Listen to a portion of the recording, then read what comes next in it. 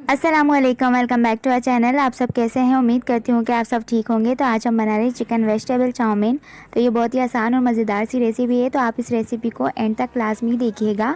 और इस रेसिपी की वीडियो अगर आपको अच्छी लगी हो तो लाइक ज़रूर कीजिएगा, और अगर मेरे चैनल पर न्यू है तो सब्सक्राइब भी कर लीजिए और बराबर में बेल आइकन को भी प्रेस कर लीजिए ताकि मेरी तमाम वीडियोज़ की नोटिफिकेशन आपको सबसे पहले मौसूल हो। तो चलिए सबसे पहले रेसिपी बनाते हैं। 200 ग्राम मैंने यहाँ पर चिकन लिया है और इसको अब हम एक बाउल में शिफ्ट कर लेंगे। अब हम इसको मैरिनेट करेंगे।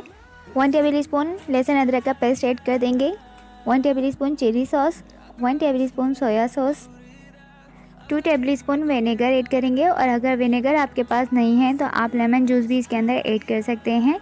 और अब इन तमाम चीज़ों को हमने अच्छे से मिक्स करना है ताकि जो ये चिकन में अच्छे से एब्जॉर्ब हो जाए।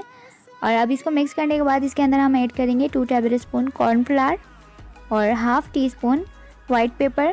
तो आप अगर वाइट पेपर ना हो तो ब्लैक पेपर भी ऐड कर सकते हैं।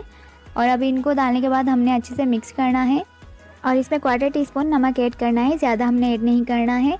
और इसके बाद अब इसको हम 1 घंटे के लिए रख देंगे। अब हम चलते हैं अपने सेकंड प्रोसेस की तरफ। तो यहाँ पर 4 गिलास पानी है जिनको मैंने अच्छे से बॉईल किया है और इसके अंदर 1 टेबल स्पून ऑयल ऐड किया है, हाफ़ टी स्पून नमक ऐड कर दिया है।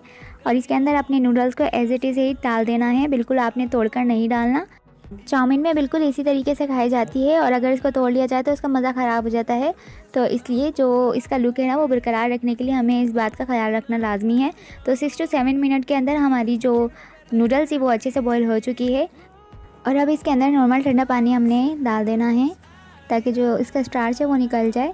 और इसके बाद इसको भी हमने रिमूव कर देना है। और इसके बाद इसके अंदर हमने 1 टेबल स्पून ऑयल ऐड करके इसको अच्छे से मिक्स करना है ताकि जो हमारी नूडल्स है वो बिल्कुल शाइनी हो जाए और आपस में ना जुड़ें।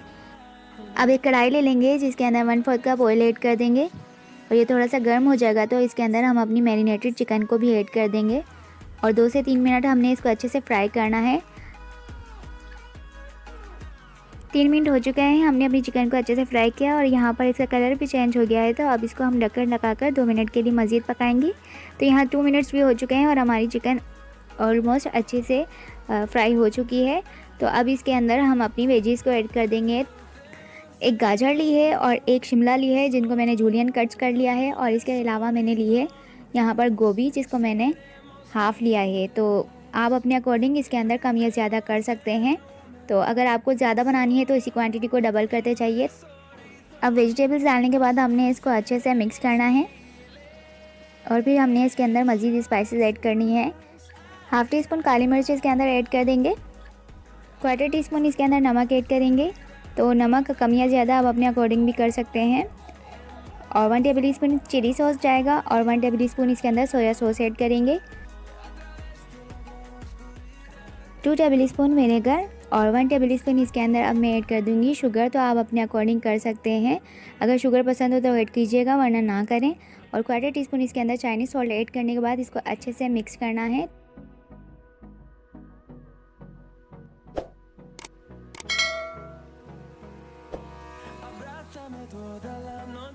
तमाम चीज़ें हमने अच्छे से मिक्स कर ली हैं और अब इसको 2 मिनट हमने ढककर पकाना है। तो यहाँ पर हमारी चिकन और वेजीज जी वो गल चुकी हैं अच्छे तरीके से।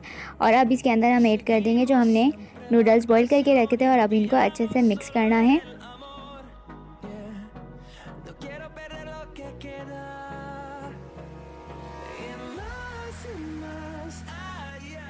अब इसमें 2 से 3 tablespoon chilli garlic sauce add कर देंगे। यहाँ पर मैंने नेशनल का चिली गार्लिक सॉस लिया है, आप कोई भी सॉस ले सकते हैं।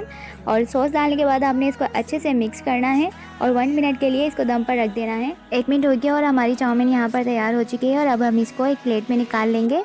तो ये बहुत ही मज़ेदार रेसिपी है, आप बच्चों को भी दें, बच्चे बड़े शौक़ से खाएँगे।